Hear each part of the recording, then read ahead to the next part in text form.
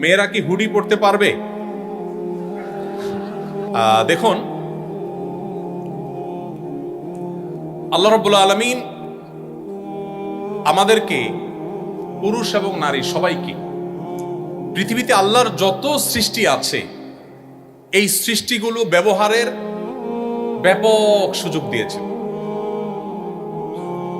আমরা হারাম হারাম শুনতে শুনতে অনেক সময় মনে করি, এই যে প্রশ্ন আসছে মনে, যে হুডি পরা যাবে, আবার হালাল না হারাম। ইসলামী ফিকহের একটা গুরুত্বপূর্ণ প্রিন্সিপাল হলো, মূলনীতি হলো যে আল আসলু ফিল আশিয়াই আল ইবাহাহ। সৃষ্টি জগতের সবই মানুষের জন্য হালাল। সব যেগুলো আল্লাহ তাআলা নিষেধ করেছেন শুধুমাত্র ওই আইটেমগুলো বাদে বাকি সব হালাল।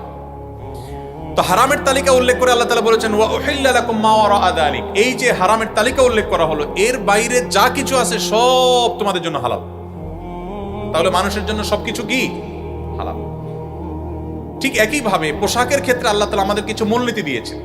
ছেলেরা পোশাকের ক্ষেত্রে টাকনুর নিচে পড়বে না, পায়ের গিরার নিচে তাদের পোশাক, উপরের দিক থেকে যাওয়া পোশাকগুলো যাবে না। মুজা বা যেগুলো থাকেই নিচে সেগুলো ভিন্ন।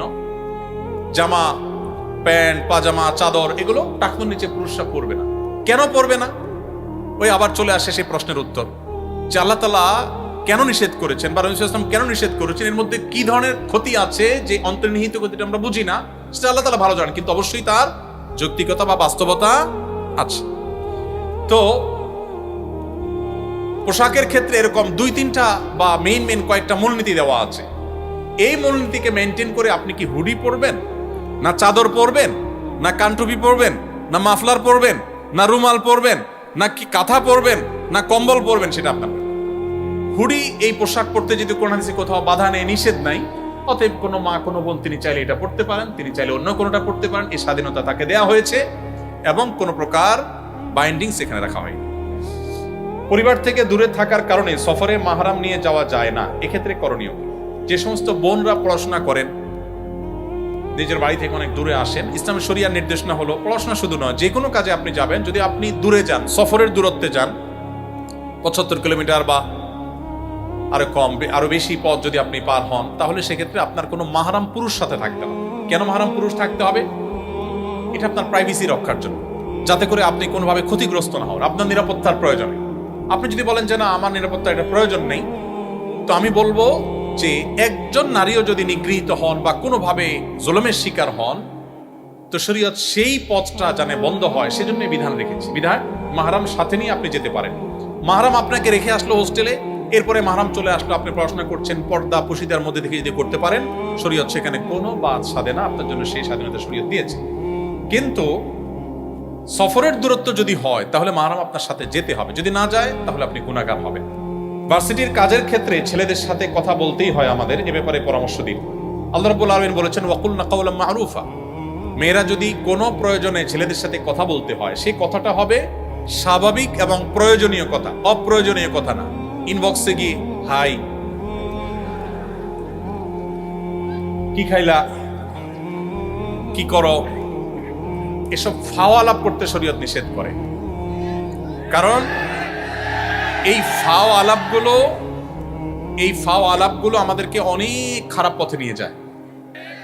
আর যদি রাস্তাঘাটে, অলিতে গলিতে, ক্লাসরুমে মেসেঞ্জারের চিপা চাপায় ভালোবাসা যেখানে সেখানে বিলায় বেড়ান, জীবনে যখন ভালোবাসা নিজের বৈধ সঙ্গীকে নিবেদন করার প্রয়োজন হবে, তখন দেখবেন ভালোবাসার পুঁজিতে টান পড়ছে, তখন খুঁজার ভালোবাসা হাতে পাবেন না। এই জন্য যারা নিজের চরিত্রকে হেফাজত করে, এরা দেখবেন তাদের সম্পর্কগুলো অনেক প্রগাঢ়, স্বামী স্ত্রীর মধ্যে ভালোবাসা অনেক বেশি।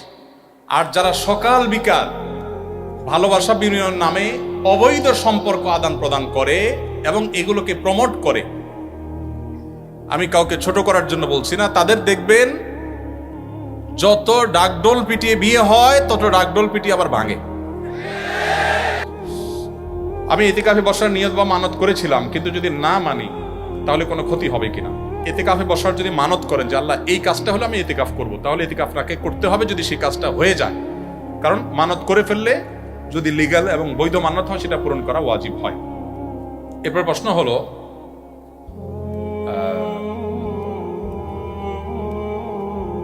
আমাদের বংশের অনেকে সুদ খায়, ওনারা যখন দাওয়াত দেয় খুব দরকার পড়ে তখন তাদের সাহায্য নেওয়া যাবে কি? যদি কেউ সুদের কারবারে জড়িত হয় আপনার বংশের, সেক্ষেত্রে এজ এ মানুষ বা এজ এ মুসলমান তার সাথে আপনার কোঅপারেশন করতে, সহযোগিতা করতে আল্লাহ তাআলা বাধা দেন না। তবে তার হারাম উপার্জন আপনি ভোগ করবেন না, সে ব্যাপারে আপনি সতর্ক থাকবেন।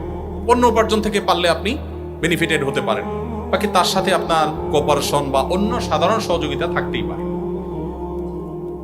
এরপরের প্রশ্ন হলো, আমার কাকির উপর হঠাৎ করে জিনে আসর করে, আর আমাদের পরিবারের সবাই সুন্দরভাবে আপ্যায়ন করে, পরিবারের সবাই যার যার প্রবলেমের জন্য পরামর্শ চায়, আমার কাকিও সবাইকে পরামর্শ দেন, পানি পড়া দেন, ইসলামের দৃষ্টিতে এগুলো বৈধ কিনা পরামর্শ চাচ্ছে। জিনে ধরা রোগী বেশিরভাগ ক্ষেত্রে রোগী ধরার পরে ওই রোগী নিজে ডাক্তার হয়ে যায়, এটা গ্রামাঞ্চলে খুব বেশি প্রচলিত আছে। দেখুন, লম্বা কথা বলার সুযোগ নেই, অনেক রাত হয়েছে, শুধু এটুকু বলি, আপনারা সায়েন্সের মানুষ সবাই, জিনের অস্তিত্বকে বিজ্ঞান আমি যতটুকু জানি যে স্বীকার করে না। শুধু এই একটি বিষয় যদি আপনি নির্মোহভাবে, নিরপেক্ষভাবে, সত্যানুসন্ধানের দৃষ্টিতে আপনি যদি জিনের অস্তিত্ব আঁচ করতে চেষ্টা করেন, আপনার ইমানদার হওয়ার জন্য একটা জিনিসই যথেষ্ট, আর কিছু লাগবে না, যে জিনের অস্তিত্ব আছে না নেই।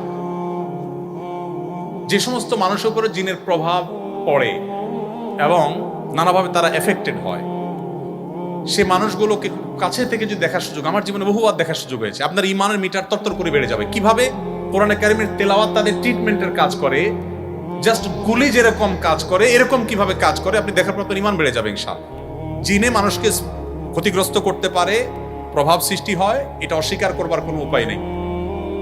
ছোটবেলায় চুরি করেছি, মানুষের নানাভাবে ক্ষতি করেছি, এখন এইগুলোকে আর পাই, এখন ওই মানুষ আর পাই না, এখন তার জন্য তওবা করেছি, যাদের হক নষ্ট করেছি তাদের জন্য কি করব। এটা খুব ডেঞ্জারাস একটা বিষয়, যে ছোটবেলায় কারোর হক নষ্ট করেছেন বা বড় হওয়ার পর নষ্ট করেছেন, এরপর তারা খুঁজে পাচ্ছেন না, কি করবেন? তার পক্ষ থেকে যে পরিমাণ ক্ষয়ক্ষতি হয়েছে তারা যদি পাওয়ার কোনো স্কোপ না থাকে, তার পক্ষ থেকে কোনো গরিবকে দান করে দিবেন, ইনশাআল্লাহ আপনি দায়মুক্ত হবেন। তবে যদি কারোর সম্মানহানি করেন, ফিজিক্যালি কাউকে অ্যাটাক করে থাকেন, আপনি নেকামল করতে পারেন আর না পারেন, আপনি ওয়াজ শুনতে পারেন আর না পারেন, আপনি জিকির আজকার করতে পারেন আর না পারেন, নফল নামাজ পড়তে পারেন আর না পারেন, দান সাদকা করতে পারেন আর না পারেন, হজ উমরা করতে পারেন আর না পারেন, আল্লাহর হস্তে কোনো মানুষের অধিকার নষ্ট বা খর্ব করবেন না। এই চেতনা যদি আপনার ভিতরে ধরে রাখতে পারেন, জান্নাতের পথ ইনশাআল্লাহ সুগম এবং সহজ। আমরা সালাত আদায় করার সময় যে সূরা পড়ি, সেখানে কি প্রতি রাকাতে কোরআন শরীফের ক্রমানুসারে সূরা পড়তে হবে? যদি তাই হয় তবে এশার নামাজ, বিতির নামাজে কোন সূরা পাঠ করা উত্তম হবে? জি, ক্রমানুসার মেনটেন করা এটা সুন্নাত, এবং এশা হোক আর বিতির হোক, আপনি ডান দিক থেকে বাম দিকে, অর্থাৎ উপর থেকে নিচে, আলাম তারা, লিলাফে, আরাইতাল্লাদি, এভাবে আস্তে আস্তে নিচের দিকে যাবেন, উল্টা যাবেন না। যদি কখনো প্রথম রাকাতে শেষ সূরা পড়ে বসেন, সূরা নাস পড়ে বসছেন প্রথম রাকাত, তাহলে এবার এরপরও তো আর সূরা নাই, তখন কি করবেন?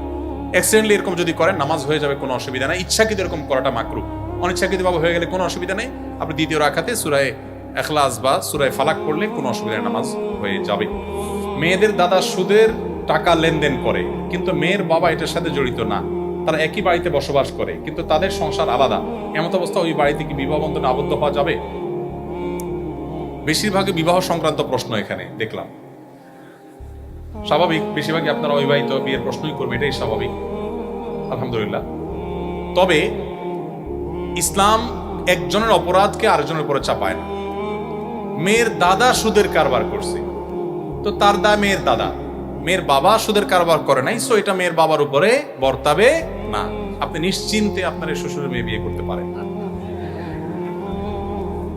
এরপরের প্রশ্ন হলো, আমি এটা সংক্ষেপে যাই কয়েকটা।